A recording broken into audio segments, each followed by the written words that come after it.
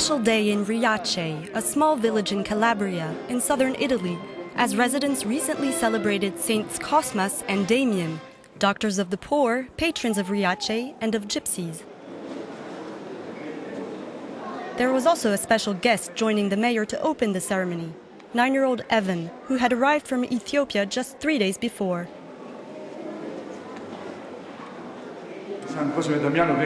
Saint Cosmas and Saint Damian came from Syria. Today, Syria is in many ways at the center of the world's problems. There's an exodus that's unprecedented in the history of mankind. Today in Riace, we have a child as a symbol of hope, of a new life, to which all human beings are entitled.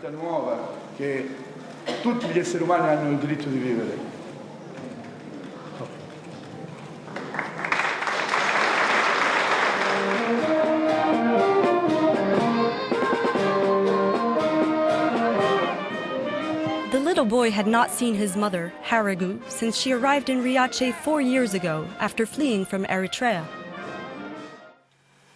Haragu had just been reunited with her son when we met her in this glassworks where she earns a living. As a political refugee, she was able to get her son to Riace under family reunification laws. It was hard to take the children out of my country. My sister took my son, and she left to Ethiopia. She fled Eritrea like me, with the children, and I sent her money for my son.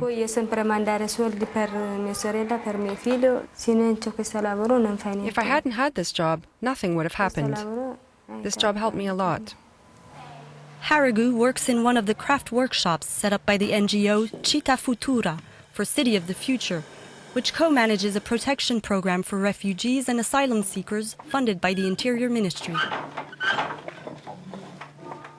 Here, refugees are offered housing, financial aid, Italian courses, and other training dispensed by locals. Riace is widely described in the media as the village where migrants are welcome. It all started in 1998, when a boatload of 300 Kurdish refugees arrived on the local shores. One man set up Città Futura with the ambition to both help the refugees and revive what was then a dying rural village. That man later became mayor, Domenico Lucano, whom everyone here affectionately calls Mimo. This strategy fueled social dynamics that allowed us to recover basic services, such as schools, and also, from an economic point of view, to reopen shops and businesses that had practically disappeared.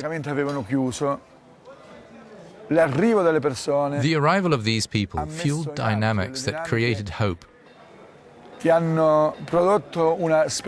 the people who arrived, but also for the people here. Riace's population has since more than tripled to 2,800, among whom are 400 immigrants of more than 20 nationalities. It's a fortunate turn of events, say longtime residents whose own path is often one of exile. Francesco only returns to Riace on holidays. I left to find work in 1996, to Turin, because here there's nothing left. You can't do anything, you can't start a family, there's no future. There was a time when there was a lot of work, but now there's nothing. Only immigrants, really. And thanks to them, the village has somewhat come to life again.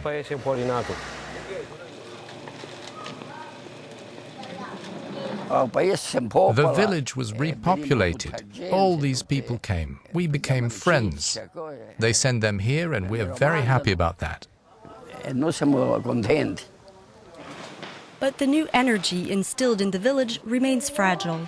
Few of the families in Riace settle for the long haul. This local school now has 11 pupils, including 6 non-Italians. Without foreign children, this school would have remained closed. But the number keeps changing, because foreign children come and go. Daniel arrived in Riace from Ghana 6 years ago. He's in charge of garbage collection in the village. He says no one can predict the future, but he hopes to stay as long as possible in the village that welcomed him and his family.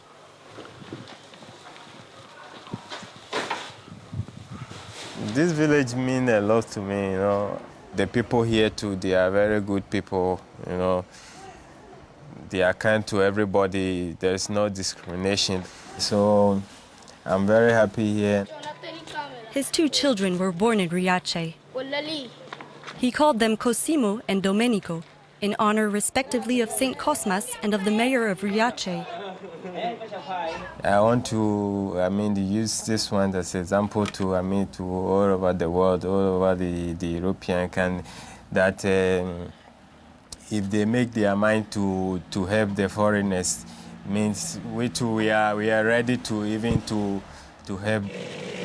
Bahram landed here almost 20 years ago on the boat of Kurdish refugees that changed the face of Riace. He's since secured Italian citizenship and has become the oldest foreign resident in the village. He even started his own business until the economic crisis forced him back to temp jobs in construction. He feels at home in Riace, but says times are rough for everyone. All of Italy was hit by the crisis, and Calabria is one of the regions that's been most affected because it's not an industrial area. The past 2-3 years there's been little work, so for 5 or 6 months of the year I've been working in a program of the association Città Futura. Otherwise, if we find work outside, we go, and if we don't, we stay home. In the narrow streets of Riace, a lot of homes are empty. For many, the village is just a port of call. Agali, who came from Mali, no longer has any financial support, apart from some generous villagers. He can't find any work, so he hopes to try his luck elsewhere. I have to get my residence permit, and then I'll try to sell something. I